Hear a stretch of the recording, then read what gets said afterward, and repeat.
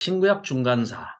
신구약 중간이라고 그러면은 우리는 흔히 구약 끝난 자리에서 신약으로 넘어가는 말라기 끝에서 마태복음 시작 이렇게 생각하잖아요. 세례요한 등장까지. 그런데 그렇게 생각을 해서는 조금 무리가 있어요. 왜 무리가 있느냐? 시대가 말라기 시대가 포로 귀환해서 지금 예루살렘으로 다시 귀환했죠. 그리고 예루살렘 성전을 다시 중수하고 중건하고 그러다가 제사 지내는 것도 번거롭다고 생각하고 좀 아유 이제 그만했으면 좋겠다. 뭐 이런 때 아닙니까? 그때 이제 왕도 없고 그렇죠? 그러니까 누군가가 지도자가 강력한 지도자가 있어가지고 11조도 그러니까 세금도 잘 걷고 11조라는 건 세금의 개념입니다. 그렇게 해서 레위인들한테 먹고 살게 해주면서 성전 관리를 잘 하고 성경을 잘 가르치고 교육하고 제사 잘 지내고 하는 이런 것들을 다 해야 할 텐데 안 해버리니까 레위인들이 먹고 살아야 되잖아요. 세금을 내서 자기들한테 성전 봉사에 전념하라고 돈을 줘야 되는데 안 주잖아요. 그러니까 먹고 살아야 되니까 다 뿔뿔이 흩어질 수밖에 없죠. 쉽게 얘기하면은요. 대한민국이 세금을 안 내버리면 국가가 운영이 안 되죠. 우리가 예산이라는 게 1년 예산 뭐 600조다. 뭐 630조다. 그거 뭐 어디서 하늘에서 뚝 떨어지는 게 아니라 전부 5,200만 국민이 낸 세금이 640조니까 그걸 가지고 한 해 살림을 해보자 하는 거 아닙니까? 그죠? 그런데 이스라엘 백성들이 레위 지파를 제외한 나머지 모든 지파가 소득의 10분의 1을 내라고 하나님께서 명령을 하셨죠. 레위인 주라고. 안 내니까 성전이 기능이 스톱돼 버린 겁니다. 그래서 바벨론 포로에서 돌아왔는데 바벨론이라는 나라가 그때 있어요, 없어요? 없어져 버렸잖아요. 누구한테 망합니까? 페르시아한테. 그래서 페르시아라는 나라는 무슨 나라고, 어떤 나라고, 어떻게 생긴 나라고, 그 고레스라는 사람은 누구길래 갑자기 혜성같이 등장을 해가지고 그 막강한 바벨론 제국을 무너뜨리고 무너졌도다 무너졌도다 큰 성 바벨론이여 요한 계시록에까지 그 진동이 흔들릴 정도로 전 세계를 흔드는 아주 탑5 뉴스 중에 하나가 바벨론이 무너졌다는 겁니다. 도저히 무너지지 않을 것 같은 난공불락의 바벨론이 고레스라는 젊은 청년한테 한 방에 무너진 거예요. 두 방도 아닙니다. 한 방에 그냥 무너진 겁니다. 그런데 놀랍게도 다니엘 선지자가 너 기다리고 있었다. 이리 와봐라. 하면서 성경을 보여주는 거예요. 너 여기 기록이 돼 있단다. 그러니까 이제 우리가 신구약 중간사를 왜 공부를 해야 되느냐? 갑자기 바벨론 포로 돌아온 데서 성경이 구약이 끝나버리고 신약이 마태복음에서 로마 시대에 갑자기 지금 바리새인이라는 듣도 보도 못하는 무슨 그런데 또 예수님은 오시자마자 막 바리새인 이 독사의 새끼들아 막 하면서 막 이 지옥의 판결을 미연하겠느냐 하고 막 야단치시잖아요. 바리새인, 사두개인 뭐 보니까 뭐 옛날에는 그냥 유대인 아니면 이스라엘 백성 하면 끝났는데 파가 대파, 양파, 쪽파 뭐 엄청나게 많아요. 바리새파, 사두개파, 열심당원파, 예, 그다음에 시카리인파, 에파, 뭐 여러 파가 등장을 합니다. 그럼 그 사람들은 또 어떻게 생겼으며, 왜 생겼으며, 갑자기 세계사적으로는 바벨론의 포로로 잡혀갔는데 바벨론이라는 나라가 망해버리고 없어요.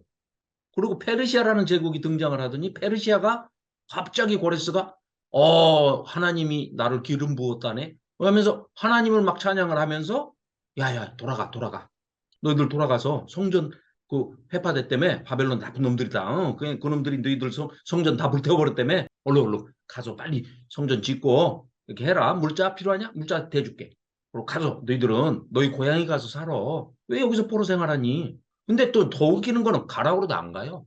왜 안 가입니까? 첫째, 너무 살기 좋아. 바벨론 땅이었고 지금 페르시아가 점령을 한 그곳이 너무너무 살기가 좋아요. 지금으로 따지면 서울쯤 되는 세계에서도 살기 좋은 뉴욕, 시드니, 밴쿠버 뭐 이런 정도로 뉴욕은 좋지도 않은데 아무튼 밴쿠버는 좋아요. 살기 좋아요. 그렇게 살기 좋은 데에서 안 가는 겁니다. 돌아가라고 그러는데 안 가고 그냥 눌러 앉아요. 특히 자녀들을 데리고 여성분들이 포로 귀환을 안 합니다. 왜? 그게 꼭 나쁘다고 할 수만은 없어요. 현실적이죠. 왜? 가봐야 다른 민족이 이미 예루살렘을 비롯한 이스라엘을 점령하고 이미 터를 닦고 살고 있어요. 70년 동안 살고 있습니다. 주인 행세하면서 살고 있는데 뭘 가지고 거기 가서 먹고 살겠습니까? 그러니까 남자들만 먼저 선발대로 가서 성전도 다시 보수하고 무너진 성벽도 수축하고 건축하고 다 해놓으면 와라. 아마 이런 요량으로 먼저 이제 남자들이 귀환을 했을 거예요. 그게 3차 포로 귀환을 합니다. 그러니까 536년, 457년, 444년 BC 이렇게 세 번 1차, 2차, 3차 포로 귀환이 있었는데 포로 귀환을 해가지고 이 사람들이 돌아왔을 때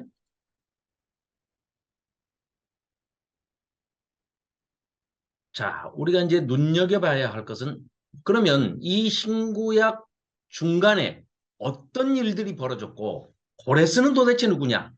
약간 소급해서 올라가야 됩니다. 그러니까 말라기 끝난 자리부터 세례 요한까지는 400년 정도밖에 안 됩니다. 400년에서 430년 정도 되는데 고레스까지를 소급해서 올라간다 그러면은 약 500년 정도. 소급해서 올라가야 됩니다. 왜냐? 536년에 BC 536년에 바벨론이 멸망을 하고 말죠. 자, 그 내용이 어디에 있냐면요. 한번 찾아봅시다. 이사야서 45장 한번 가볼까요? 네네. 박기남 집사님께서 45장 1절부터 7절까지 이사야서 45장 1023쪽입니다. 구약 1023쪽에 이사야서 45장 1절부터 7절. 여호와께서 그의 기름을 부음을 받은 고레스에게 이같이 말씀하시되 내가 그의 오른손을 붙들고 그 앞에 열국을 항복하게 하며 내가 왕들의 허리를 풀어 그 앞에 문들을 열고 성문들이 닫히지 못하게 하리라.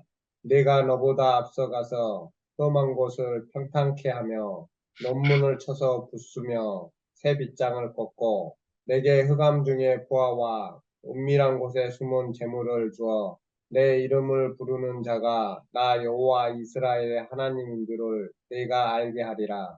내가 나의 종 야곱 내가 택한 자 이스라엘을 위하여 내 이름을 불러 너는 나를 알지 못할지라도 내가 칭호를 주었노라. 나는 여호와라. 나 외에 다른 이가 없나니 나밖에 신이 없느니라. 너는 나를 알지 못하였을지라도 나는 내 띠를 동일 것이요 해 뜨는 곳에서든지 지는 곳에서든지 나밖에 다른 이가 없는 줄을 알게 하리라. 나는 여호와라. 다른 이가 없느니라. 나는 빛도 짓고 어둠도 창조하며 나는 평안도 짓고 환난도 창조하나니 나는 여호와라. 이 모든 일들을 행하는 자니라 하였노라. 아멘. 아멘. 고레스를 하나님께서 기름 부었답니다. 고레스는 페르시아의 초대 왕이에요. 고레스가 그럼 어떻게 해서 탄생했는지부터 소급해서 우리가 이제 신구약 중간사를 살펴볼 예정입니다. 그런데 이미 이 신구약 역사 이 전체를 하나님께서 역사를 주관하시고 이것도 사실은 설명이 좀 필요한 부분인데요. 자, 주관하다. 우리 흔히 그런 얘기 많이 하죠. 장로님들이나 뭐 목사님 집사님들 앞에 권사님들 대표 기도할 때 역사를 주관하시는 뭐 하나님 아버지 이렇게 많이 하시죠. 네. 그 표현은 옳지 않은 표현입니다. 주관이라는 거는 한자어인데 되게 관리하는 사람이 주관하다 이런 뜻이에요. 주관자 그러면은 주로 맡아서 관리하는 사람이에요. 그럼 하나님이 역사를 맡아서 관리하시는 분이 아니죠. 하나님은 정확하게 표현하면 이렇게 표현해야죠. 하나님은 역사의 주인 되시는 분이다. 역사의 주인이신 하나님 아버지. 그렇죠. 그게 맞는 표현이에요. 역사를 주관하는 것은 하나님이 아니시고 맨 마지막에 우리가 공부를 할 계획인데요. 역사를 그럼 이제 뭐 좀 말이 왔다 갔다 합니다만은 죄송합니다. 역사란 무엇인가? 이것부터 우리 정의를 좀 해보고 갑시다. 자, 지금 분명히 기록 중이죠. 역사가 무엇일까요? 역사. 안 물으면 아는데 물어보면 대답하기가 좀 그렇죠. 흘러갑시다. 역사는 무엇인가? 이렇게 있었던 일을 기록한, 있었던 일을 기록된. 기록한다. 그것도 맞는 말씀이죠. 있었던 일을 기록한다. 일기. 일기도 있었던 일을 기록하죠. 일기보다는 조금 그래도 좀 다르지 않나요? 역사학자 중에 카라는 분이 이런 말씀을 하십니다. 역사란 과거와 현재와 미래를 잇는 달이다. 역사를 기록하는 목적이 꼭 과거에 있었던 일만을 사실대로 기록하는 것에서 그치는 게 아니고 과거에 이러이러한 있었던 일들, 그게 그 시대에 수많은 사람들이 엄청난 대가를 지불하고 치렀던 일들입니다. 우리가 멀지 않게 그냥 6.25 전쟁을 생각해 보자고요.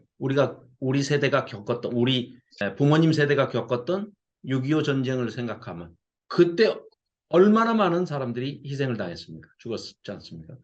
그런 일들을 기록을 한 목적은 지금 현재 그런 일들을 교훈 삼아서 엄청난 대가를 지불하고 얻은 교훈을 지금 어떤 그 이상한 사람처럼 자꾸 한번 붙어봐 뭐 하면서 자극하고 선제 타격할 거야. 군대도 안 갔다 온 친구가 눈이 나쁘다고 군대를 안 갔는데 그 친구가 다말을 500쳐요. 당구를. 그 윤가예요. 윤가 성은. 그게 그런 역사에 뼈 아픈 수백만이 죽었 사상자를 냈던 600만 명의 사상자를 낸 6.25 전쟁을 겪은 우리 동포인 북한하고 붙어보자고 자꾸 지금 자극을 하잖아요. 그것도 미국과 일본의 하수인이 꼬붕이 돼가지고. 그러니까 중국하고 소련에서 볼 때, 소련이랬다. 러시아에서 볼 때 어떻게 했습니까? 이거 정신이 나간 이상한 애죠. 그게 역사입니다. 역사의 교훈을 그냥 통째로 버리면 그렇게 되고, 역사의 교훈을 알고 역사를 관심이 있고 역사의 교훈을 받아들일 줄 아는 사람은 요 전 지도자처럼 자꾸 어떻게 해서든지 미국도 이용을 하고 중국도 이용을 하고 러시아도 이용을 해서 한국과 북한이 남한과 북한이 서로 사이좋게 잘 평화적으로 이렇게 가도록 노력을 해야 될 거 아닙니까? 그게 역사가 주는 교훈입니다. 그래서 이에치카라는 역사학자가 역사란 과거와 현재와 미래를 이어주는 달이다. 그렇게 해서 현실을 잘 살아내면 밝은 미래가 또 보장이 되고 보인다. 이런 얘기를 하는 거죠. 그런데 그 역사는 이제 역사학자들이 그렇게 얘기를 하는 거고요. 또 김동길 교수는 연세대학교 그 김동길 교수 코수염 이렇게 기르고 지금은 이제 변절돼 가지고 헛소리를 이상한 소리를 많이 하는 보수 꼴통 어용학자가 됐는데 그 사람이 그런 말을 했었어요. 역사란 무엇이냐? 어제와 오늘의 성실한 대화를 나누지 않고서는 보다 나은 미래는 보장되지 않는다. 역사는 물론 성경적으로 보면 그 역사학자들이 이제 하는 말은 다 일리가 있는 말입니다. 역사의 중요성을 이제 얘기하는 거고 성경적인 역사는 그 단어가 다 의미를 내포하고 있습니다. 영어로 history죠. history는 역사는 his story죠. 그때 그 사람이 누굽니까? 그 사람의 이야기인데 그 사람이 누굽니까? 예수 그리스도.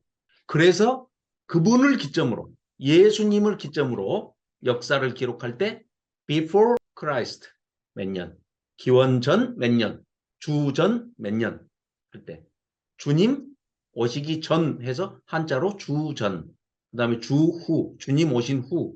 그러니까 before Christ, B와 AD, Anno Domini, Anno Domini.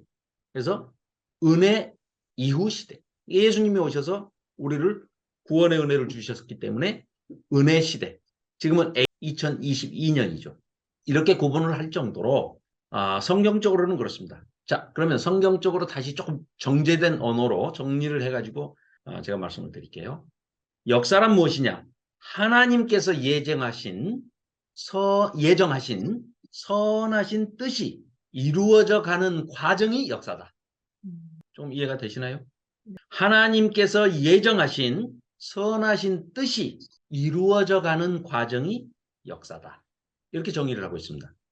누가 이렇게 정의를 하셨냐고요? 노우어 목사님이 정의를 하셨습니다. 자, 그러면 그 한 선상으로 역사가 다 끝나느냐? 아니요. 마귀가 가만히 있지 않죠. 하나님의 뜻이 다 예정하신 뜻이 선하게 순전하게 다 이루어지도록 가만히 놔두든가요? 마귀가? 아니요. 어제도 우리 집에 왔었어요, 마귀가. 김경희 집사님 묻네. 가끔 와요, 마귀가. 자, 그러면 역사란 또 반대편에서는 어떻게 얘기할 수 있느냐? 사탄이, 마귀가 하나님의 선하신 뜻이 이루어지지 못하도록 방해하고 회방노는 과정도 역사입니다. 이 두 문장을 조합하면 완벽하게 역사를 정의하는 것입니다. 그죠? 자, 쉽게 해볼게요. 하나님께서 예정하신 선하신 뜻이 이루어져 가는 과정이 역사이고, 한편 그 대적하는 자 사탄이, 마귀가 하나님의 선하신 뜻이 이루어지지 못하도록 끊임없이 사람들 틈에 들어와서 영적으로, 물질적으로, 환경적으로 계속해서 방해하고 해방하는 그 과정. 그래서 마귀에게 미혹당하거나 사탄의 게임에 빠져서 넘어가서 속았다는 것을 깨닫기만 하면 바로 회개하고 돌아와라. 이 외침이 세례 요한의 외침이었습니다. 회개하라. 너희들 다 마귀의 종된 거야. 이제 천국이 오실 거야. 천국이 가까이 왔다. 그 천국이 바로 이꼬르 예수님 본체 자신이 천국이시다. 하나님이 통치하시는 나라가 천국이기 때문에 예수님이 천국이시다. 라고 사자오를 토하고 외쳤던 분이 바로 세례 요한이죠. 그러니까 이제 그 사이에 어떤 일이 있었는지를 우리가 결코 역사라는 것은 암흑기 무슨 신구약 중간에 아무 일도 안 하셨다 하나님께서 그럴 리가 없습니다. 그러니까 역사의 공백이라는 건 없습니다. 하나님께서는 이스라엘 편에서 봤을 때 선지자를 400년 동안 안 보내셨을 뿐이지 전체 이 지구의 역사 전체를 하나님이 예정하신 뜻이 이루어질 수 있도록 엄청나게 많은 역사를 경륜과 경험으로 또 섭리하심으로 이 지구를 끌고 가셨다는 거예요. 그래서 이 공백이라는 것은 없는 겁니다. 자, 이제 소론이 너무 길었네요. 자, 그래서 우리가 이제 조금 살펴보자면, 자, 이제 제가 화면 잘 보이시죠? 오늘은 뼈대를 먼저 다 세우고 시간이 남으면 시간이 남으면 좀 더 얘기를 살을 좀 더 붙여보고 혹시 여러분들이 이거 가지고는 안 되겠다 1시간 더 하자 그러면 다음 주에 한 번 더 할 수도 있습니다. 이 뼈대 위에 살을 좀 붙이면 또 더 이해가 쉽기도 하거든요. 그래서 네. 오늘은 좀 빠르게 진행을 해볼게요. 자, 하나님의 심정을 가장 잘 드러내 보이는 책. 우리 편에서는 우리가 잘 하나님의 심정을 그래도 조금이나 더 이해할 수 있는 책은 바로 구약입니다. 신약은 이 구약을 잘 알아야만 해석이 되는 신약은 구약의 해석입니다. 이해가 되시죠? 나는 신약은 좀 알겠는데 구약은 잘 모르겠다. 이 얘기는 틀린 얘기입니다. 그건 말이 안 맞는 얘기예요. 그 얘기는 정확하게 얘기하면 이런 얘기겠죠. 구약은 너무 두꺼워서 나 안 읽었어. 신약은 얇잖아. 그리고 신약은 목사님들이 많이 얘기하니까 내가 좀 알아. 예수님 막 기적 일어나고 막 그러대. 이런 정도에 머무르는 수준입니다. 그게 아니라 신약은 구약을 다 알아야만 신약이 바로 보입니다. 구약을 모르고서는 신약을 알 수 있도록 해져 있지가 않습니다. 자, 그래서 특히나 하나님의 심정은 구약에 고스란히 다 어느 곳에서든지 다 드러납니다. 율법서든지 선지자를 보내서 예언하신 그 예언서든지 선지서든지 또 성문서 시가서든지 역사서든지 어떤 구약에서도 다 하나님의 심정이 그대로 배어 나오고 있습니다. 그리고 우리가 지금 이 공부하고자 하는 이 신구약 중간기 400년의 역사는 요거 꼭 기억해 두셔야 됩니다. 큰 뼈대로 잡자면 자, 페르시아라는 제국이 어떻게 생겨났느냐? 방금 우리 이사야서 45장 읽었지 않습니까? 네. 거기에 고레스가 나오고 고레스를 하나님께서 기름 부어 세우셨다. 그 고레스가 칙령을 발표해서 다 고향으로 돌아가라.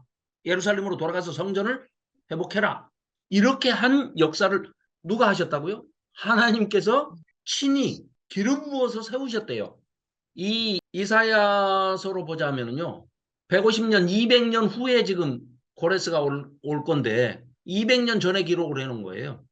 또 다니엘로 봐서도 뭐 그 한참 전에 지금 150년 전에 예언이 돼 있는 것을 고레스의 등장을 보고 깨달은 거죠. 그러니까 우리는 그 페르시아가 어떻게 생겨났는지 이걸 살펴보는 것이 신구약 중간사의 스타트가 됩니다.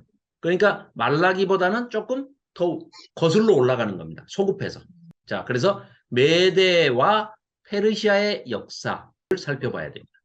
메대라는 것은 조금 이따 이제 그림을 보고 설명을 드리겠습니다. 다음에 두 번째, 그 페르시아가 오래 갈 것 같지만 200년 만에 망합니다. 그래서 페르시아를 멸망시킨 나라는 헬라 제국입니다. 헬라, 그리스, 그렇죠? 헬라 제국, 알렉산더로 대표되죠. 마케도니아. 자, 그래서 헬라 제국이 어떻게 해서 또 일어나며 거기에는 어떤 인물들이 있었으며 어떤 역사가 이루어졌고 그 과정에서 알렉산더가 죽고 나니까 나라가 4분 됩니다. 4등분으로 쪼개져요. 그랬을 때 그때 이루어지는 그 역사 그거를 이제 디아도키라고 하는데요. 상당히 디아도키 이런 거는 이제 너무 깊이 들어가지 마시고 그 4분된 역사 알렉산더 사후에 알렉산더가 죽고 난 다음에 그 밑에 있던 신하 4사람이 이 헬라 제국의 전체를 4등분을 합니다. 그렇게 해서 차지하는 그 과정을 살펴볼 텐데요. 그걸 디아도키라고 얘기를 합니다. BC 323년부터 301년까지에 있었던 그런 일들이죠. 자, 그것도 살펴볼 것이고요. 그 결과로 북쪽의 아수르와 아시리아와 남쪽의 애굽 이게 또 이 150년 동안 전쟁이 일어나는데 그것도 남방왕 북방왕 해가지고 이미 성경에 기록이 다 돼 있습니다. 놀랍죠? 아니 이게 나중에 쓰였다면 그런 일이 다 지나간 걸 보고 역사를 뒤에 쓴다고 이렇게 쓰면 되는데 이 성경이 훨씬 전에 쓰여졌단 말이죠. 그런데 그 후에 그런 예언자들이 막 150년 전에 200년 전에 예언한 게 이루어지는 거예요. 70년 전에 예언한 게 이루어지는 거예요. 그러니까 이걸 성경이 역사네? 성경이 사실이었네? 이럴 수밖에 없다는 겁니다. 자, 그래서 그 150년 동안 하나님이 성전을 버리시고 문 닫으시고 문 닫아라 하시고 가셔버렸잖아요. 말라기에서 우리 지난번에 봤죠. 주께서 우리를 어떻게 사랑하셨나이까? 하고 덤비니까 나 갈란다. 침묵. 성전 문 닫아라. 하고 가셔버리잖아요. 떠나버리시는 하나님. 천년의 슬픈 사랑을 종지부를 찍고 가셔버리지 않습니까? 그 후에 어떻게 사랑하셨습니까에 대한 대답이 뭡니까? 요한복음 3장 16절에 예수님께서 오셔서 이스라엘 백성에게 이처럼 내가 이렇게 사랑을 했다. 너희들이 어떻게 사랑했냐고 나한테 대들었지. 내가 이렇게 사랑했어. 이렇게가 어떻게입니까? 요한복음 3장 16절에 우리 너무 잘 아시지 않습니까? 그죠? 이렇게란 말이 나오지 않습니까? 하나님이 세상을 이처럼 사랑하사. 이게 바로 말라기 2장 4절에 대한 2장 4절이던가? 말라기에서의 그 질문에 대한 답이 바로 이 답입니다. 이처럼 이렇게 내가 이렇게 사랑했다. 1장 2절에 말라기 1장 2절에 내가 너희를 사랑하였노라 하니까 주께서 어떻게 우리를 사랑하였나이까? 하고 그 질문을 하지 않습니까? 되바라진 질문을 거기에 대한 대답이 예수님이 오셔서 하나님께서 너희들이 말라기에서 그렇게 하나님께 언제 우리를 사랑했고 어떻게 사랑했습니까? 하고 덤볐을 때 하나님께서 기가 막히셔서 말문이 닫히셔서 아예 성전문 닫아라 하고 그냥 제사 안 받겠다 하고 성전을 떠나버리신 이후에 430년이 지난 다음에 예수님 오셔서 대답하시기를 그 말라기에 대한 선지자에 대한 대답이 바로 3장 16절입니다. 하나님이 세상을 이처럼 사랑하사. 그 이처럼에다가 동그라미 해놓으시고 이처럼이 어떻게 합니까? 어떻게처럼입니까? 한마디로 하나님이신 예수님이 죽기까지 십자가에서 그러니까 왜 어떤 극단적인 그 얘기를 하기 좋아하는 사람들은 그런 표현을 하지 않습니까? 내가 죽어야 네가 뭐 어쩌고 저쩌고 하면서 막 그 악한 소리를 하는 사람들도 있고 뭐 자극을 주기 위해서 뭐 그런 소리를 근데 그게 아니고 하나님은 뭐 이렇게 엄포를 놓으신 분도 아니고 그냥 위협적으로 뭐 이렇게 하시는 분이 아닙니다. 실제로 그냥 죽으신 거예요. 죽기까지 사랑을 하신 겁니다. 하나님이신 예수님이 오셔서 내 대신 돌아가신 거죠, 그냥. 그게 이처럼입니다. 이렇게. 내가 이렇게 사랑한다. 어떻게? 말라기에서의 그 어떻게가 거기에 대한 대답이 이렇게, 이처럼 그런 얘기입니다.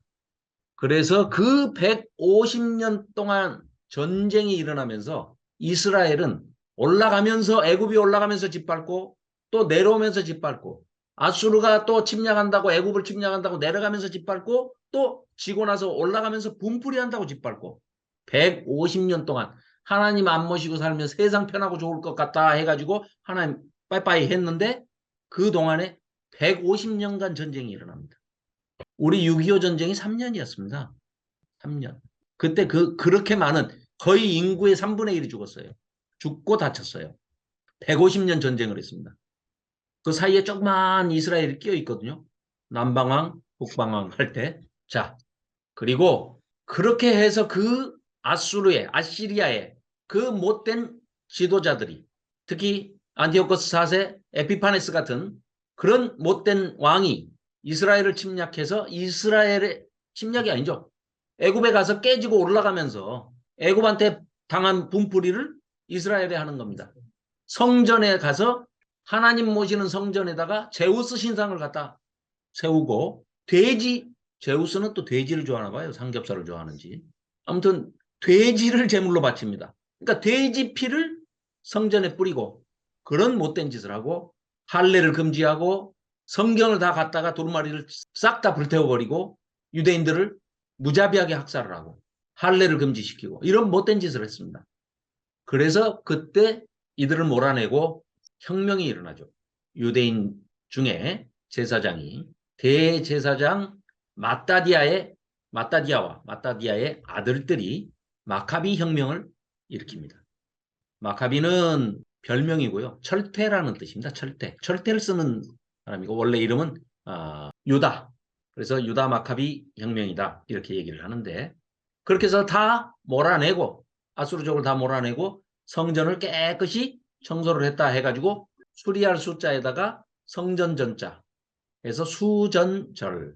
이게 이 수전절이 그러니까 예수님도 그 수전절을 지키시러 예루살렘에 올라가셨다 이러는데 구약에는 없는 절기거든요.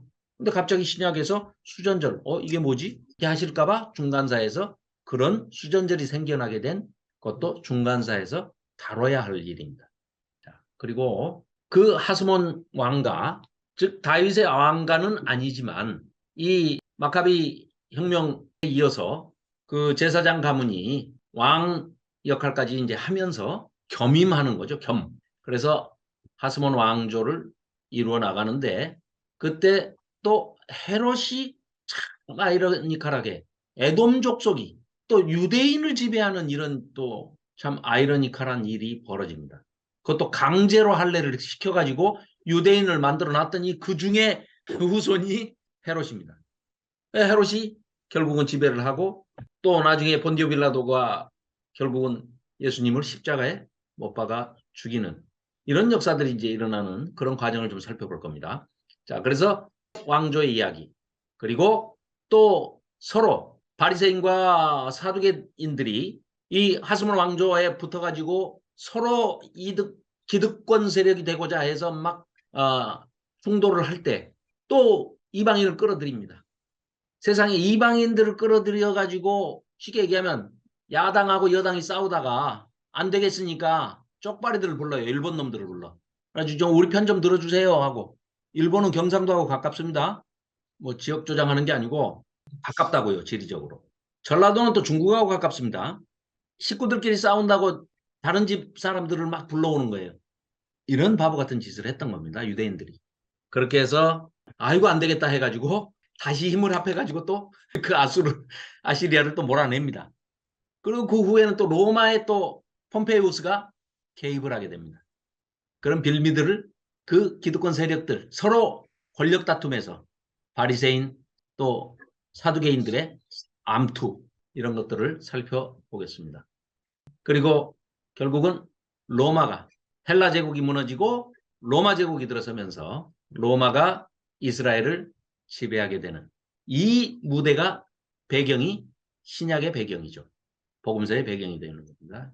자, 그리고 AD 70년에 결국 예루살렘이 멸망하는 요게 중요한 뼈대입니다.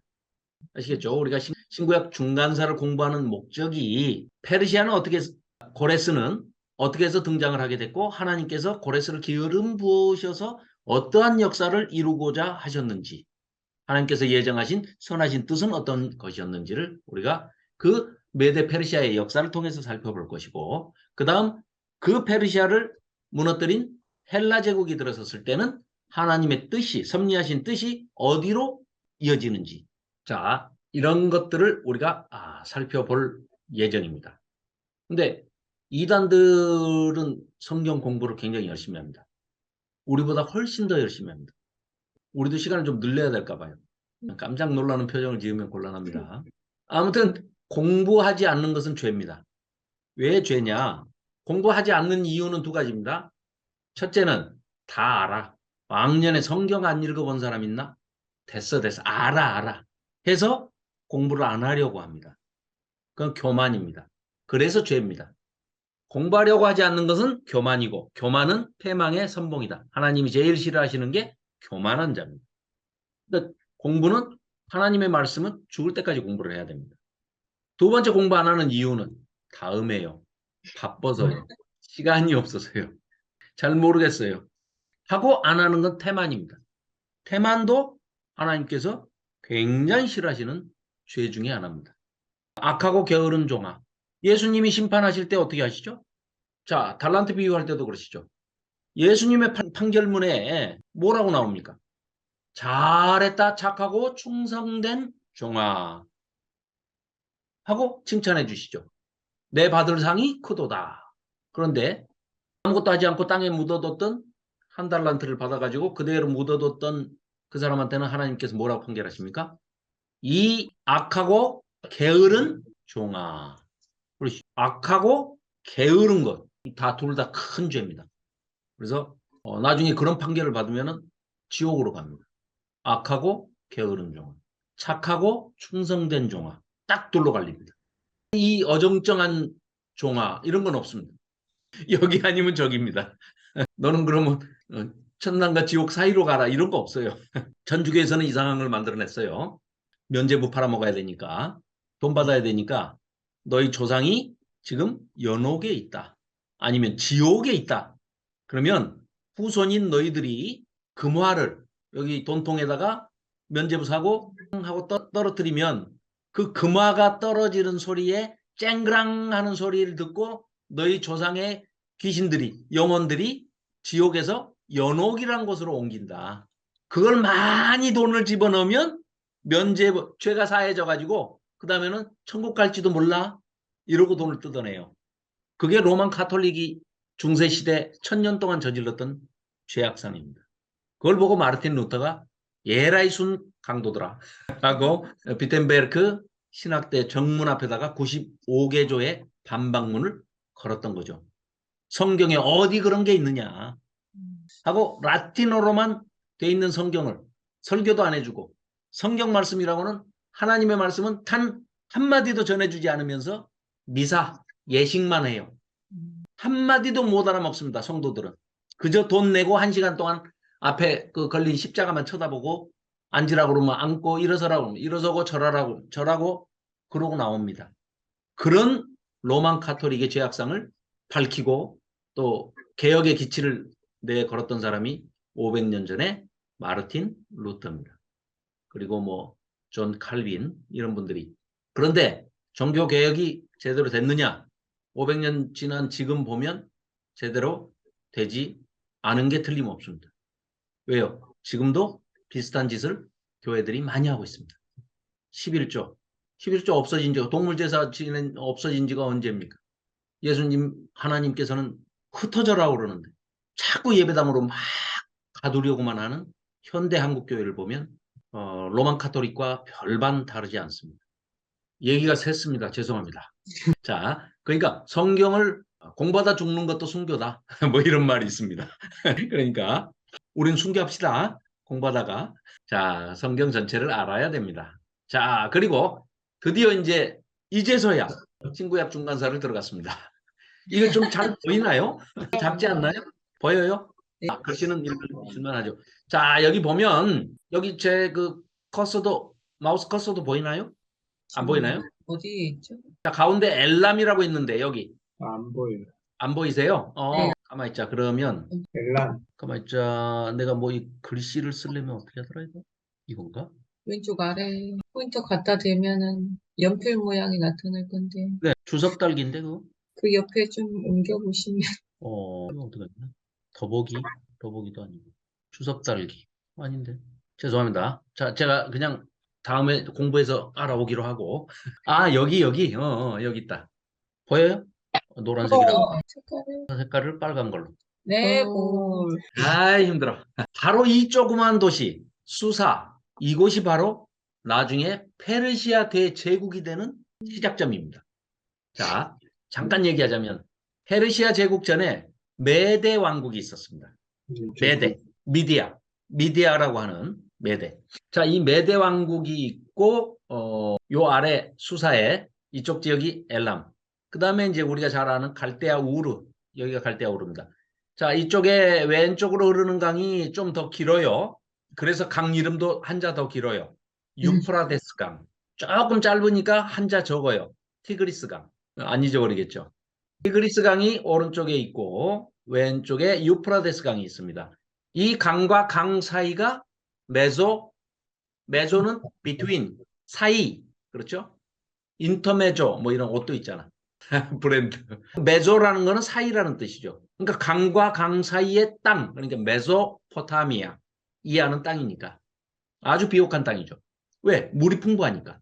그래서 살기가 좋아서 여기서 문명이 인간의 4대 문명 발상지 하면은 메소포타미아 강, 인도 겐지스 강, 인더스 겐지스 강, 그 다음에 중국의 황하강 유역, 그 다음에 나일강, 이집트의 나일강 유역, 요 네 군데에서 인류 문명이 발생을 한 곳이다. 그 민지 청년은 배웠죠? 학교에서 다. 요새 안 가르칩니까? 가르치죠? 배웠는데 초등학교 때. 빨라졌네. 그렇죠. 4대 발상지 하면 이제 그 중에 하나예요, 여기가. 그래서 갈대아가 바벨론이에요. 그러니까 여기가 갈대아 우르, 바벨론이죠, 바벨론. 바벨탑을 쌓았던 것이죠. 그 다음에 여기 엘람이 바로 페르시아의 시작. 고레스가 여기서 출발을 한 겁니다. 그 전에 이제 페르시아 이쪽에 이제 있는데, 이쪽을 여기 보십시오. 여기 리디아라는 곳이 있어요. 네. 여기 보면 우리 4대라고 돼 있죠. 4대. 사르디스가 수도입니다. 그런데 그걸 우리 요한계시록에도 나오죠. 7교회, 에서버두 사빌라 할 때 4대 교회, 사빌라 할 때 4대, 빌라델피아, 라오디게아. 그래서 여기입니다.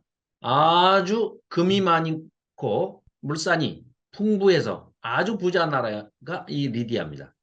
자, 이 엘람에서 출발한 페르시아 제국이 여기 이 바벨론을 무너뜨리고 여기서부터 여기를 다 먹어버립니다. 자, 그럼 어떻게 해서 고레스가 나오게 되느냐? 자, 노아의 세 아들이 있습니다. 셈, 함, 야벳이 있죠. 도표가 나와서 이제 머리 아프겠지만 간단하게 설명을 드릴 테니까 염려 안 하셔도 됩니다. 자, 노아의 세 아들 셈, 함, 야벳이 있죠. 셈, 함, 야벳 중에 셈이 우리 조상이에요. 황인종의 조상. 함이 흑인의 조상. 야벳이 백인의 조상. 그렇습니다. 한 아버지 밑에 황인종, 흑인종, 백인종의 가 다 있는 거예요. 백인과 흑인이 결혼을 해서 쌍둥이를 낳았는데 한 애는 백인이고 한 애는 흑인이 나온 경우가 많아요. 사진 안 보셨나요? 못 보셨나요?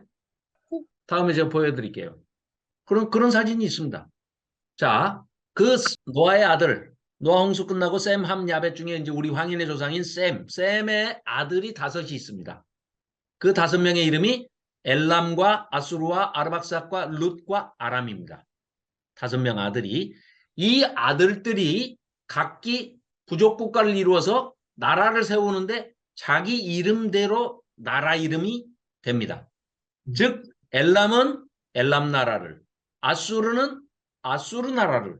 아수르는 너무나 잘 알죠, 우리가. 요나가 갔던 니누에가 수도죠.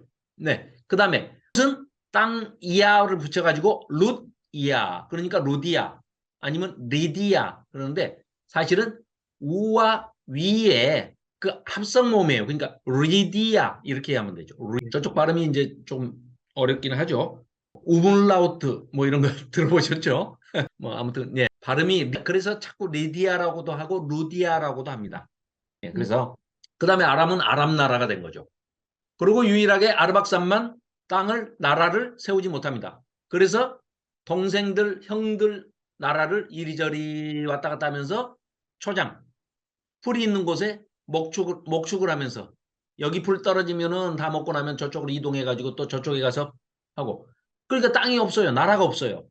그리고 유리아는 즉 지금으로 얘기하면은 방랑자, 떠돌이, 노숙자 뭐 이런 사람입니다.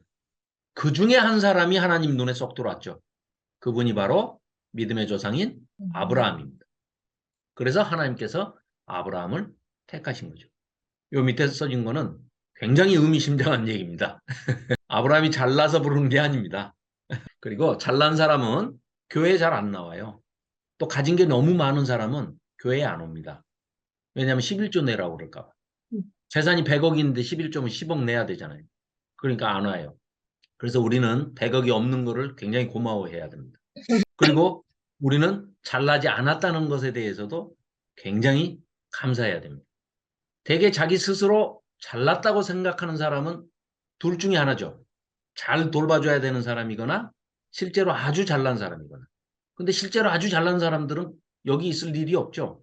저기 영화에 나오거나 뭐 이렇게 그런 데 나와야 되겠죠. 민지 청년이 가끔 거울 앞에 서서 나 왜 이렇게 잘생겼지? 뭐 이런 생각 하나요? 그런가 보네. 그래도 괜찮아요. 그럴 때는 하나님께 감사드리면 돼요. 하나님, 우리 부모님을 통해서 저를 이렇게 이쁘게 태어나게 해주셔서 감사합니다. 그러면 돼요. 자, 이제 무슨 얘기를 하다가 이렇게 여기까지 왔느냐? 아까 지도에서 여기가 어디라고요? 리디아, 룻의 땅입니다. 루디아, 리디아. 자, 잠깐만요. 그래서 이제 이어서 그러면은 자, 리디아 왕국 얘기를 좀 해보겠습니다. 리디아의 수도 아까 사리디스라고 그랬죠. 4대라고 그랬죠. 요한계시록에 7교회 중에 4대라고 나왔죠. 여기 보시면 헤라클레스 가문이라고 보이죠. 헤라클레스 가문 중에 쭉 내려오다 보면 맨 마지막에 칸타올레스 왕이 있습니다. 이 칸타올레스 왕이 저기 꼭 오늘 하루에 안 끝내도 되죠? 설명을 하려다 보니까 다른 얘기도 안 했는데 왜 이렇게 시간이 빨리 가지? 5분씩 할까요? 아니면 계속 할까요? 민우 청년한테 물어봐야죠. 뭐, 네. 그래요. 자, 그러면 잠시 쉬었다가 15분에 뵙겠습니다. 네, 알겠습니다. 네, 그래요. 15분에 네. 그래서 이제 우리가 지금 살펴보고자 하는 게 이 고레스의 출현에 대해서 우리가 좀 따져야 할 필요성을 이제 느꼈죠. 그래서 이 리디아 왕국 건국은 말 그대로 룻입니다. 그래서 루디아. 셈의 아들 중에 5 아들 중에 한 사람인 룻이 만든 나라죠. 그 리디아 왕국 이게 이제 헤라클레스 가문인데 여기에 지금 보시면 형광펜을 여기 있는 헤라클레스입니다. 헤라클레스 가문의 마지막 칸타올레스 왕인데요. 이 칸타올레스 왕이 좀 정신이 좀 이상한 사람이에요. 자기 왕비가 너무 아름다워서 아름다우면 그냥 왕비고 왕이니까 채통을 유지하면 될 텐데 너무 아름답다고 이제 생각하니까 그 줄리도 아닌데 그냥 보여주고 싶은 거예요. 막 사람들한테. 그래서 기게스라는 총리가 있는데 그 총리를 하루는 불러가지고 이보게 기게스 그 자네 내 부인인 그 왕비가 얼마나 아름다운지 아나? 수술 안 했네. 이러면서 이제 자랑을 해요. 그거야 뭐 온 국민이 다 알죠. 수술도 안 한 그 천연 미인이시라는 거를. 그러니까 그 얘기가 아니고 알몸은 더 죽여주네. 이렇게 하는 거예요. 이 정신 나간 사람이. 알몸을 보여주고 싶다는 거예요. 얼마나 입장이 곤란했겠습니까? 기총리가. 그래서 몇 번, 아니되옵니다. 부당하옵니다. 뭐 했지만 왕이 막 고집을 피우는 거예요. 기어이 이 알몸을 보라는 겁니다. 몰래 내가 한쪽 문을 열어놓을 테니까 들어와가지고 커튼 뒤에 숨어 있다가 잠자리에 들 때 옷을 다 벗을 때 자네가 보게 얼마나 아름다운지. 하도 그래서 이제 어쩔 수 없이 절대 뭐 다른 사심이 있어서가 아닙니다. 왕이 시키니까 안 그러면 이제 죽인다고 그러니까 어쩔 수 없이 이제 본 겁니다. 그런데 좀 시끄럽게 했나 봐요. 조용히 보지. 들켰어요. 왕비한테 들켰습니다. 근데 왕비가 시침 딱 떼고 모르는 척하고 있다가 그 다음날 기게스 총리를 부릅니다. 불러서 너 당신 둘 중에 하나만 택해라. 내 알몸을 본 남자가 이 세상 천지에 둘일 수는 없다. 그러니 네가 죽을래? 쟤를 죽일래? 이렇게 나온 거예요. 박기남 집사님 어느 쪽을 택하시겠습니까? 아니 당연히 한테 한번 보고 죽는 건 너무 억울하지 않습니까? 그러니까 알았다. 그러면은 뭐 그렇게 하겠다고 그러고서 칸탈로스 왕을 기게스가 죽이죠. 요령은 정가동. 이번에는 왕비가 내가 왕궁의 침실에 문을 열어놓을 테니 네가 몰래 들어왔다가 왕이 먼저 잠들고 나면 칼로 콕 하면 된다. 그래서 왕권이 무너지고 메롬나스 이제 왕조가 섰는데요. 그 기게스가 왕이 돼서 또 이렇게 쭉 내려옵니다. 마지막에 알리아테스가 여자를 둘을 취하는데 왕비를 이오니아 여자와 카리아 여자를 둘을 취합니다. 그쪽에 카리아 여자 쪽에서 공주가 나고 그 오빠가 크로이소스 왕입니다. 이게 나중에 이제 나올 인물입니다. 크로이소스 기억해 놓으시고 그 다음에 이제 뭐 나머지는 다 잊어버리셔도 됩니다. 또 너무 깊이 들어가실 필요가 없어요. 사실은 정리해서 이제 우리하고 관련돼 있는 세계사 중에서 이스라엘 백성과 또 우리 성경과 연관이 돼 있는 쪽만 이렇게 발췌해서 정리를 해놓은 것이기 때문에요. 그래서 이제 이 공주를 아까 메디아 왕국이 있었죠. 메데. 그 왜 엘람 바로 위쪽에 메데 있었지 않습니까? 그 메데 쪽에 아스테아게스 왕과 이 공주를 정략 결혼을 시킵니다. 왜냐하면 이쪽 루디아하고 메디아가 메데 왕국이 싸우는데 한 6년 동안을 전쟁을 합니다. 그래서 마지막에 화해를 시키기 위해서 정략 결혼을 시킵니다. 즉 알리아테스의 공주 딸과 아스티아게스를 결혼을 시킵니다. 여기서 결혼을 시켜가지고 공주를 낳는데 그 유명한 만다네 공주를 낳습니다. 그래서 이 만다네를 낳고 나서 아스티아게 왕이 꿈을 꿨어요. 하루는 뭐 낳기 전에 꿨으면 태몽이겠죠. 꿈을 꿨는데 그냥 뭐 자기 그 공주가 오줌을 넣었는데 온 중동 지역이 다 물에 잠기더라. 이런 꿈을 꿨다고 얘기를 합니다. 그 꿈을 해몽하라고 그러니까 공주의 몸에서 나올 자가 세계를 제패할 자입니다. 하고 이런 해몽을 해주는 거예요. 그러면은 아스티아게스 할아버지가 생각할 때 자기 손자가 세계를 제패하는 사람이 나온다면 좋아해야 되는데 외가 쪽이라 기분이 나쁜 거예요. 자기 아들이 난 애가 세계를 정복해야지 딸이 이렇게 또 가르는 겁니다. 편을. 우리 딸 없으니까 뭐 나는 아닌데 나는 아니 딸이 낳건 아들이 낳건 다 손자 아닙니까? 이상하네. 아무튼 그래서 이 만다네를 도저히 안 되겠다. 자기 아들이 낳는 자가 후사를 잇고 세계를 제패해야지 하고 나름대로 아스티아게스도 상당히 야망이 있는 사람이라 만다네를 저 시골 그러니까 아까 그 시골 수사 엘람 인제 나오죠. 그 엘람의 시골 지방에 있는 캄비세스라는 촌놈한테 시집을 보내버립니다. 그래서 평범하게 살아라 라고 하는 거예요. 그런데 또 어느 날 그래 둘이 결혼을 시켰어요. 어느 날 또 아스테아게스가 꿈을 꿨는데 만다네의 뱃속에서부터 나뭇가지가 뻗쳐나오더니 나무 뿌리, 나무 가지, 나무 기둥이 막 번성에 막 뻗쳐나오더니 온 세상을 덮어버리는 거예요. 그래서 이게 무슨 꿈이냐 하고 또 해몽을 얘기하니까 해몽을 하라 하니까 아스테아게스 왕에게 이런 보고를 합니다. 만다네가 난 아들이 지금 이제 곧 출산할 예정인데 거기서 나올 아이가 세계를 제패하는 게 틀림없습니다. 이렇게 보고를 해요.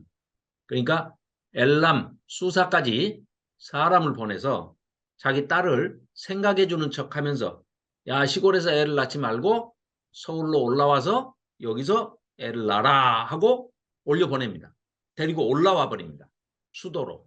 그렇게 해가지고 자기 그 신하에게 하르파고스라는 신하에게 이 아이를 태어나면 바로 숨을 못 쉬게 하고 탯줄 자르기 전에 응애하기 전에 입을 막아서 애를 사산했다고 얘기하고 묻어버려라. 이렇게 시킨 겁니다. 그러니까 이제 하고 싶지는 않지만 왕이 시키니까 어쩔 수 없이 하르파고스라는 총리가 어쩔 수 없이 그 역할을 맡았습니다.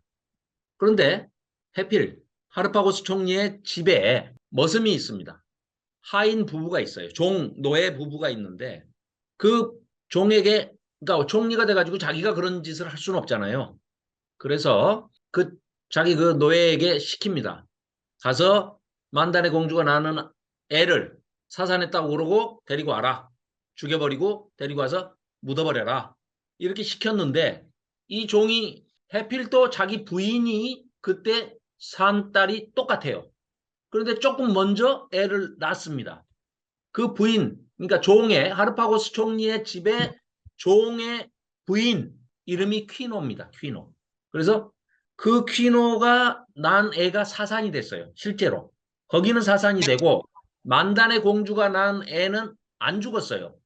그래서 그 노예가 하르파고스 총리의 부탁을 받고 그 애를 차마 죽이지 못하고 집으로 데리고 왔어요. 그런데 자기 집에 와서 보니까 부인이 애를 낳는데 사산이 돼버렸거든요. 그러니까 들어서자마자 부인이 아이고 왜 애가 안 울어요 하니까 얼른 이 애를 준 겁니다. 그러니까 응애 하고 울어요. 그 사람이 바로 고레스입니다. 우리말로 고레스라고 번역이 돼 있는데 엄마 이름이 퀴노죠. 퀴노스 그러니까 퀴로스. 그러니까 세계적으로 그 퀴스 대왕에 대해서는 퀴로스로 발음을 하고 그렇게 다 문헌이 돼 있습니다. 원래 이름이 고레스가 아니고 퀴로스입니다. 퀴노의 아들이다. 근데 또 퀴노는 암늑대예요. 암늑대. 그때는 그쪽 중분동 지방에는 짐승의 이름을 이렇게 여자들 이름에다 붙이는 게 이제 하나의 뭐 관습이었나 봐요. 그래서 귀여운 암늑대 뭐 그런 뜻이랍니다. 퀴노가. 그래서 퀴노의 아들이다 해서 퀴로스 이렇게 했는데 그 유명한 우리가 말하는 고레스 퀴로스 대왕이 탄생하는 이제 탄생 비사입니다. 그렇게 하고 자기 부인이 난 애는 사산됐기 때문에 땅에다 이제 묻어놨죠. 그런데 이 아이가 자라가지고 유년기가 됐는데 임금놀이를 하는 거예요. 임금놀이를 하는데 너무 애가 똑똑하고 잘나가지고 항상 지가 왕이야. 그리고 실제로 고관대작의 아들들을 다 부하로 삼아가지고 또 말을 안 들으면 왕의 명령을 거역했다고 그래가지고 아주 무지막지하게 패고 뒤지게 패고 두 대 때리고 이래가지고 뭐 거진 작사를 내놓습니다. 그러니까 이제 뭐 동네가 시끄러워요. 나라가 시끄럽습니다. 실제로 총리의 뭐 아들들 신하의 아들들이 막 뭐 이 고레스한테 혼나거든요. 도대체 어떤 이 소문이 이 아스티아게스의 그 귀에까지 들린 겁니다. 소문이 난 겁니다. 그래서 도대체 어떤 애인데 그러냐 한번 데려와봐라 해서 이 애를 잡아다가 그 왕궁으로 이제 데리고 갑니다. 왕궁에서 들어오는데 딱 보니까 아스티아게스 왕이 기절할 뻔했죠. 자기 딸 만단의 공주하고 판박이에요. 딱 봐도 그냥 아는 거예요. 그래서 하르파고스 총리를 불러가지고 얘가 누구 집 아들이냐 하니까 우리 집에 머슴 살고 있는 그 머슴의 아들입니다. 그래요. 그 머슴을 데려와 봐라. 데려오니까 왕궁에 불려왔으니 뭐 후두루들 뭐 들어오면서부터 그냥 저쪽에서부터 그냥 엉금엉금 기면서 이실 짓고 하려 딱 하니까 다 그냥 실토해 버립니다. 여차저차 해서 저차저차 해서 저 애가 만단의 공주의 아들입니다. 그러니까 그 소식을 들은 만단애가 뭐 죽은 줄 알았던 아들이 살아있다고 아주 마차를 타고 그냥 한 걸음에 수사해서 올라와서 엘람에서 올라와가지고 데리고 고레스를 데리고 내려가 버립니다. 자, 그래서 이제 진짜 자기가 왕의 혈통이고 또 만단의 공주의 아들이라는 것이 이제 만천하에 밝혀졌으니까 뭐 이제 진짜 임금놀이를 하는 거죠. 자, 그렇게 해서 이제 그런 대로 그냥 끝날 수도 있는 문제인데 이게 너무 극악무도한 생각을 하다 보니까 아스티아게스가 아주 무리한 짓을 합니다. 분이 안 풀려가지고 그래도 자기 손자를 살려줬으면 고맙게 생각을 해야 되지 않겠습니까? 외손자도 외손자인데. 그래서 민지청년 요번에 서울 올라갔을 때 할머니 할아버지가 맛있는 거 많이 해주셨어요? 네, 용돈도 주셨고. 네. 오빠 외손주도 다 이렇게 사랑으로 챙겨주시는데 할머니 할아버지가 이 아스티아게스는 그러지 않았던 것 같아요. 그래가지고 복수를 누구한테 하느냐? 하르파고스 총리한테 합니다. 한날은 잔치를 다 연다고 온 신하들을 다 고관대작들을 다 불러 모아가지고 잔치를 하는데 음식을 다 맛있게 먹고 있는데 하르파고스 총리의 음식에는 보자기가 딱 덮여 있고 뚜껑이 씌워져 있어요. 그래서 못 모르고 이제 하르파고스 총리가 막 먹고 있는데 나중에 보니까 자기 아들의 얼굴이 나오는 겁니다. 총리의 아들을 죽여가지고 그 아스티아게스 왕이 복수를 한 거예요. 그 복수를 할 것도 없지. 자기 시킨 대로 안 했다고 그래가지고 하르파고스를 아들을 죽인 겁니다. 그래가지고 그걸 먹게 한 거예요. 아들의 고기를.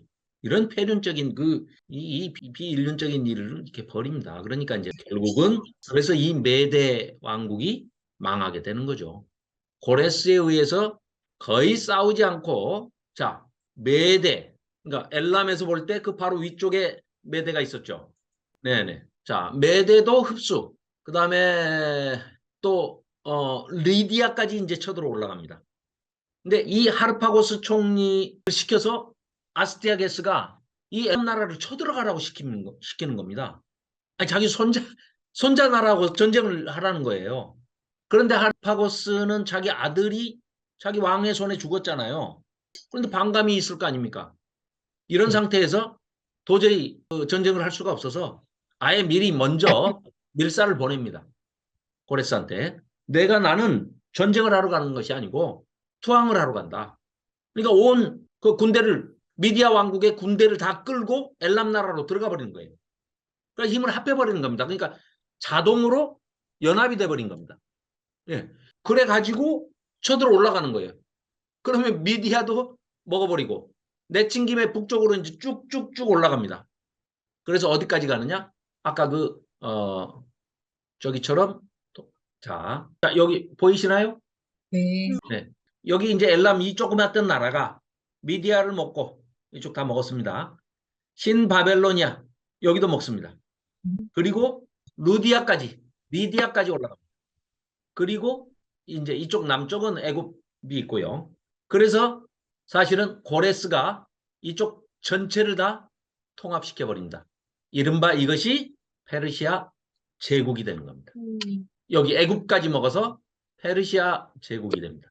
그래서 사실 제국이란 말을 이제 우리가 많이 쓰지만 제국은 명실상부한 제국은 페르시아 제국이 처음입니다. 그래서 아수르 제국이 아니에요. 일부 몇 나라만 통치했을 뿐이지. 그러니까 아수르는 제국이라고 써서도 안 되고 메대도 마찬가지고 리디아도 마찬가지고 왕국, 애굽도 마찬가지고 왕국 정도 쓰지 제국이라는 나라는 페르시아 제국이 처음입니다. 그 페르시아가 이란입니다. 이란. 지금의 이란. 페르시아 왕자, 요술램프, 지니 그런 이야기들이 아라비안 나이트, 나르는 양탄자 이런 이야기들이 전부 페르시아 제국을 칭송하기 위해서 만들어낸 전설과 신화와 다 이런 이야기들입니다. 이란이 과거의 페르시아 제국이 현재의 이란인데 이란이 지금 히잡 때문에 지금 많은 사람들이 죽었죠. 그리고 지금도 아주 아픔의 역사가 진행되고 있습니다. 참 그런 무지몽매에서 빨리 벗어나야 할 텐데 안타깝습니다. 그게 종교와 사상이 그만큼 이데올로기라는 게 오히려 그 잘못된 것에 열심히 나면 사람 죽이는 겁니다. 실제로 사람을 죽이는 게 이념이고 사상이고 종교입니다. 이데올로기입니다. 그 잘못되고 삐뚤어진 걸 신봉하다 보니까 선량한 사람들을 다 죽이고 있지 않습니까? 안타깝습니다. 자, 그래서 다시 이제 얘기가 돌아가서 자, 그래서 고레스 메대 페르시아 연합국을 형성을 하죠. 그래서 이제 메대는 자연히 없어지고 페르시아 제국이 탄생을 한 겁니다. 자, 그래서 초대 왕은 사실은 우리 지난번에 봤죠. 다리오 왕 2년에 뭐 이렇게 나오죠. 그 다리오가 바로 만단의 공주의 오빠입니다. 오빠. 그러니까 고레스로 봐서는 퀴로스로 봐서는 삼촌이 되는 거죠. 외삼촌. 엄마의 오빠니까 외삼촌이 되는 거죠. 그래서 바벨론을 그러니까 아까 보셨죠? 사진에서 여기 이 바벨론을 다리우스한테 맡겨요. 통치하라고. 삼촌한테. 그러니까 여기 바벨론이 지금 어떻게 됐죠? 포로 지금 이스라엘 백성이 포로 잡혀가 있잖아요. 그때 그러니까 고레스가 자기가 왕이 될 수도 있지만 자기 외삼촌을 이쪽 지역을 다스리라고 치리자로 보낸 거죠. 왕으로. 그래서 다리오 왕 2년에 이렇게 나오잖아요. 우리 학개스가랴 뭐 저기 그 공부할 때 나왔었죠. 고레스 칙령 내리기 전에. 그래서 그 다리오입니다. 자, 다리우스라고 하죠. 자, 그리고 이제 메데, 바벨론 이제 전부 다 통폐합을 한 겁니다. 그리고 이제 이 리디아 왕국의 크로이소스가 아까 여기. 그러니까 공주가 아게스한테 시집으로 왔고 그 오빠가 크로이소스라고 그랬죠. 이 크로이소스가 지금 메롬나스 가문, 즉 리디아의 지금 왕입니다. 근데 고레스가 올라갑니다. 그래서 젊은 사람이 날개를 달았죠. 지금 하르파고스 총리가 메디아 왕국의 모든 군사를 다 끌고 와서 흡수 통합 다 메데, 엘람, 바벨론 전체를 다 하고 지금 여기 요만큼 요 나라하고 지금 싸우는 거 아닙니까? 그죠? 물론 전쟁은 땅덩어리로 싸우는 거는 아닙니다. 뭐, 온 국민이 또 싸우는 것도 아닙니다. 이 나라 군대와 이 나라 군대가 싸우는 거죠. 그래서 소수국가가 강대국을 상대로 해서 전쟁을 해가지고 이긴 경우가 굉장히 많습니다. 뭐 별로 거론하고 싶지는 않지만 러일 전쟁. 그 큰 러시아하고 코딱지 4개 정도 되는 일본, 섬 4개, 코딱지만한 일본이 전쟁을 했는데 세상에 러시아가 졌지 않습니까? 청일 전쟁, 청나라가 중국 통일을 했던 청나라가 일본에 졌어요. 그거는 누구 때문이에요? 영국의 신무기 무기를 문물이라는 게 다 무기 사람 죽이는 살상 무기를 받아들였다는 거죠. 그걸 들고 배 타고 큰 배 만들어서 또 그 배도 다 영국에서 배워가지고 선진 문물을 받아들였다. 그 말은 사람 죽이는 기술을 대량 학살하는 기술을 도입했다. 그 말입니다. 그래서 러시아 쳐들어가고 막 중국 쳐들어가고 청나라 쳐들어가고 해서 청일전쟁, 러일전쟁을 일으켜서 이긴 겁니다. 일본이. 그러니까 제국주의에 빠져버린 거죠. 한국쯤이야. 뭐 이렇게 생각하는 거죠. 그런 케이스가 많이 있죠. 미국 초강대국이라는 미국이 월남, 베트남, 비엔남 몇 년간을 고생하다가 울고 다 항복하고 철수하고 갔잖아요. 그럼 베트남 사람들 지금 미국이나 캐나다, 호주 이런 데 가서 보면 기 안 죽습니다. 자기들은 미국을 이긴 나라라고 그럽니다. 뭐 그런 경우는 얼마든지 많이 있습니다. 그러나 지금 고레스는 승승장구를 하고 있는 아주 천군만마를 얻어가지고 날개를 단 입장이기 때문에 가서 크로이소스를 크게 싸우지도 않고 무찔러서 생포합니다. 포로로 잡습니다.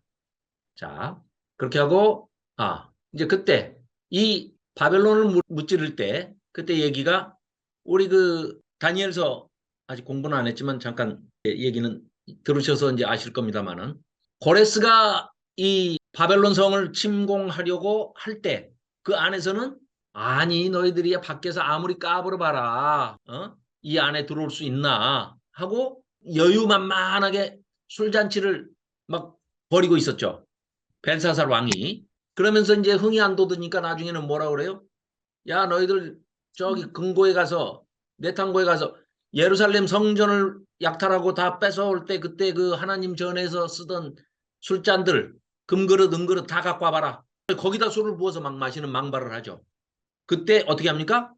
손이 몸통은 없는데 손만 하나가 딱 나와가지고 벽에다가 지지지지 하고 불로 쓰듯이 글을 썼죠. 네, 우바르신. 네. 달아보고 나누어 보고 센다. 하나님의 저울에 달아보니까 함량 미달이더라. 벨사살이. 근데 그게 글씨가 히브리어로 써졌어요. 그래가지고 술을 마시다가 혼비백산하고 다 놀래가지고 막 우왕좌왕하고 이게 뭔 일이냐 하고 막 이러고 있는데 그 벨사살 왕의 어머니가 나타나서 이러고 있지 말고 빨리 다니엘 선생을 불러가지고 다니엘 선생한테 물어봐라. 책사니까.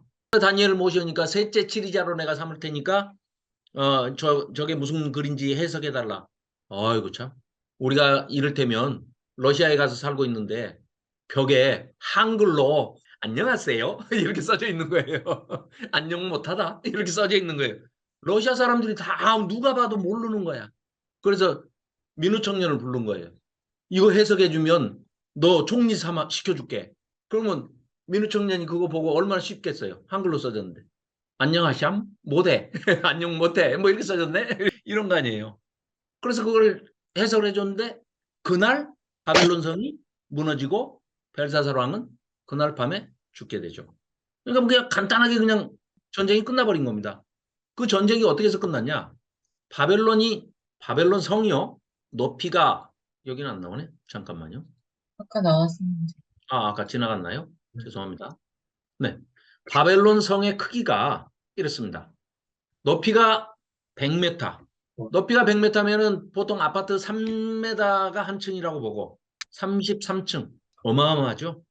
이 당시에 2500년 전에 성 높이를 100m 높이로 쌓았다는 겁니다. 성의 두께가 32m입니다.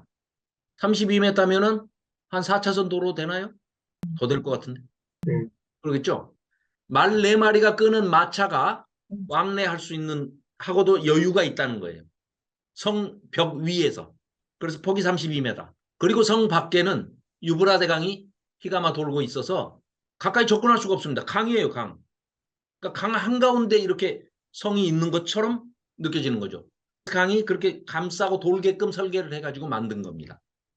그리고 그러면 그 사람들은 문이 이제 이렇게 있어가지고 문을 올리면 성벽에 이렇게 붙고 성 안에서 문을 청동으로 된 문을 이렇게 내리면 길이 돼서 건너가는 거예요.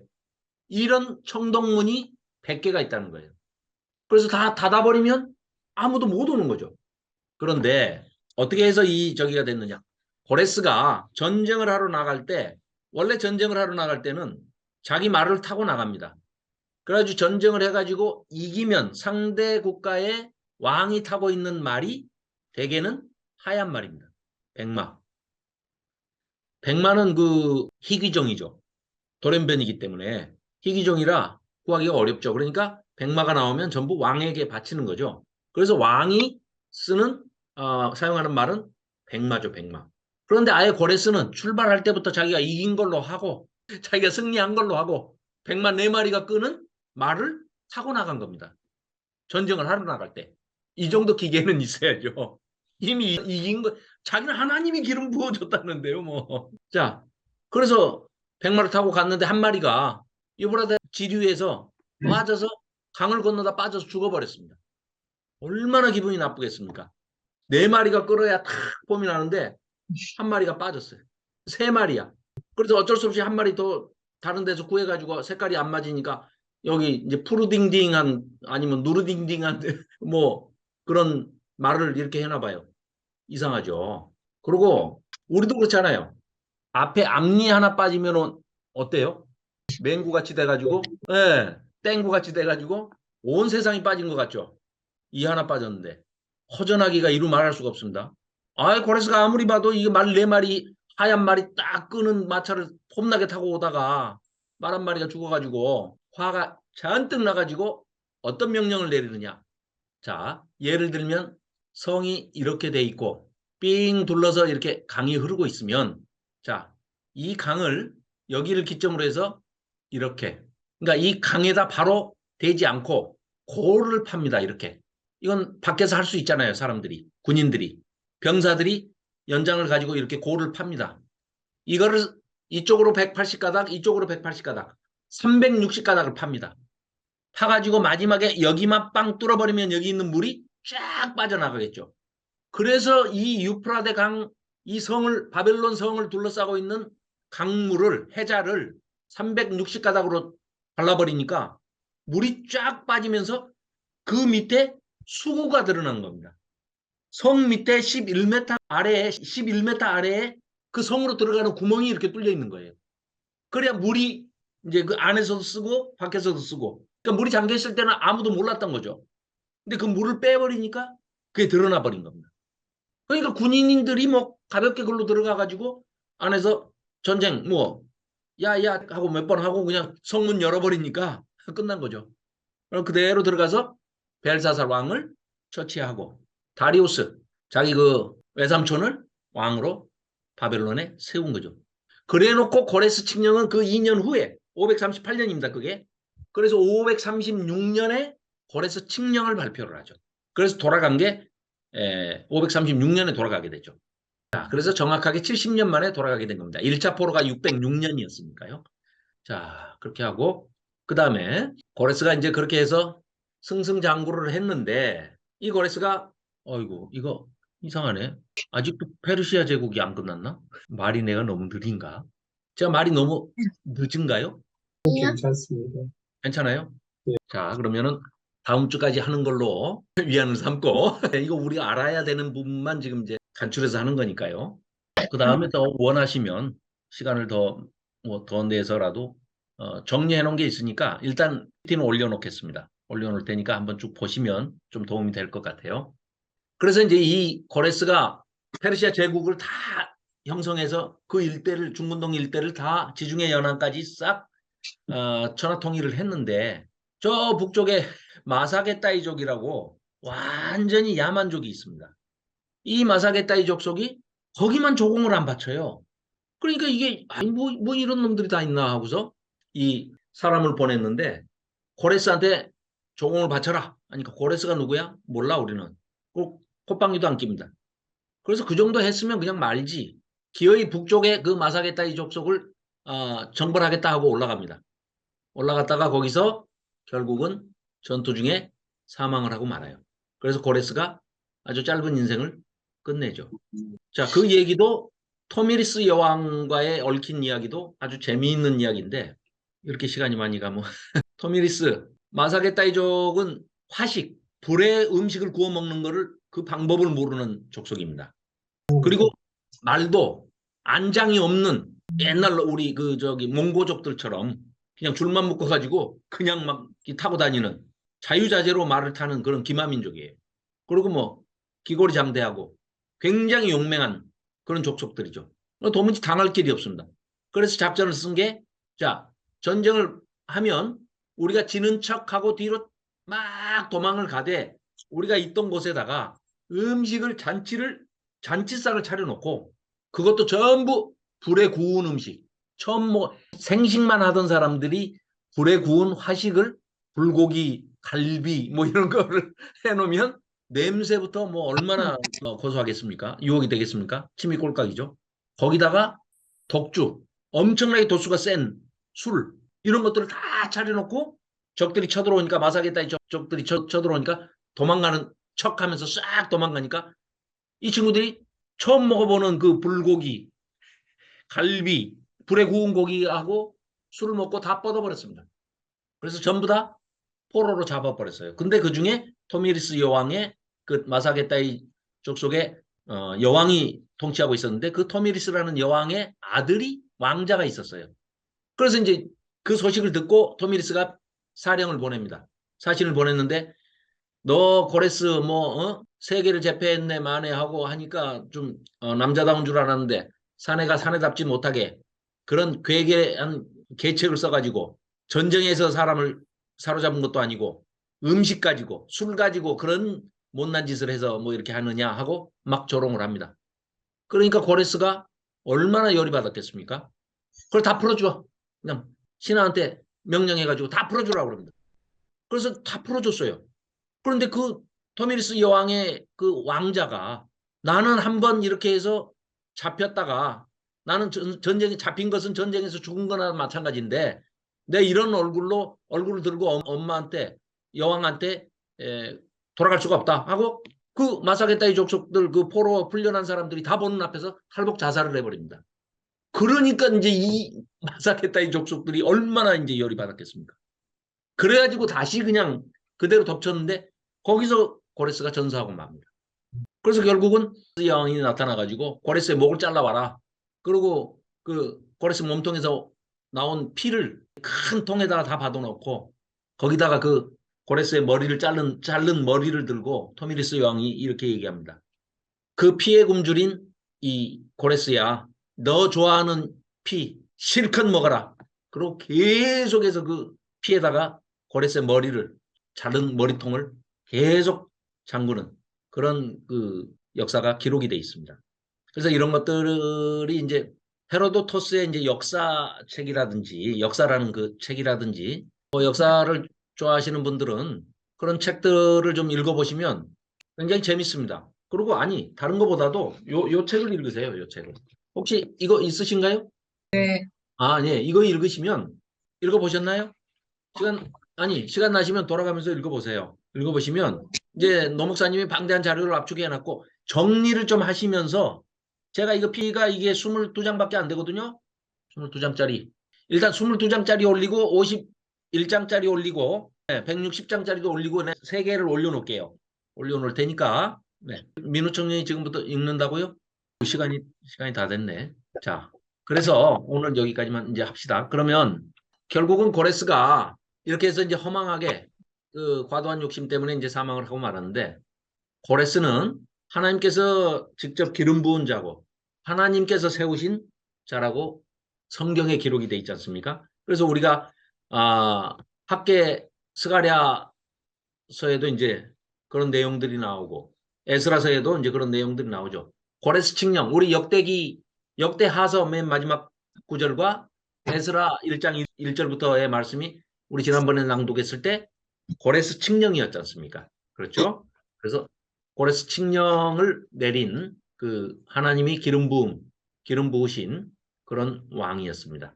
자, 이 고레스 왕은 바벨론을 함락시키고 또 이 이스라엘 백성들을 다 예루살렘으로 돌아가서 고향으로 돌아가서 성전을 다시 구축하고 성벽을 세워라 하고 고레스 칙령을 내린 사람이죠.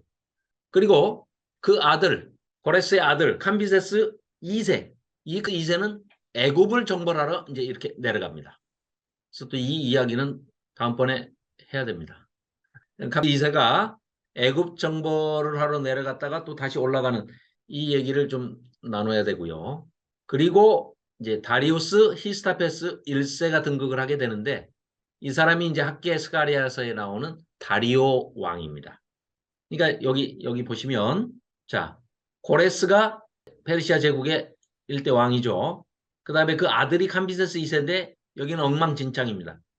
그래서 여기 또 제대로 해보지도 못하고 칼을 자기 허벅지에다 찌르는 바람에 칼집에다 찌르지 못하고 허벅지에 찌르는 바람에 파상풍으로 전쟁터에서 그냥 싸워보지도 못하고 죽었습니다.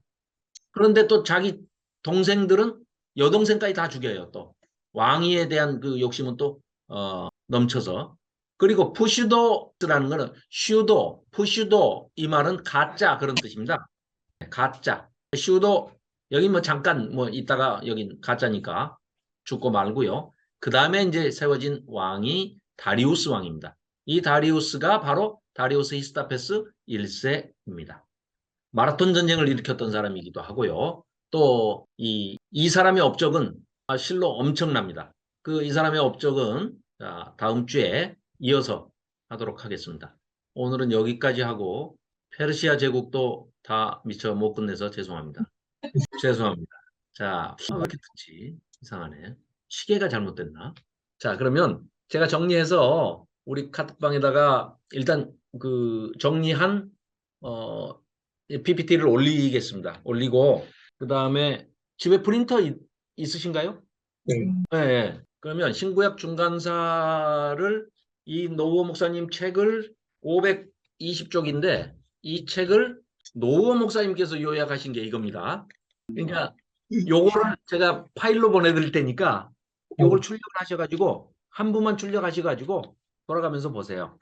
그럼 여기 재밌는 내용들 아주 뭐 30페이지니까 30페이지면 뭐 한 시간이면 보죠. 그러실 걸로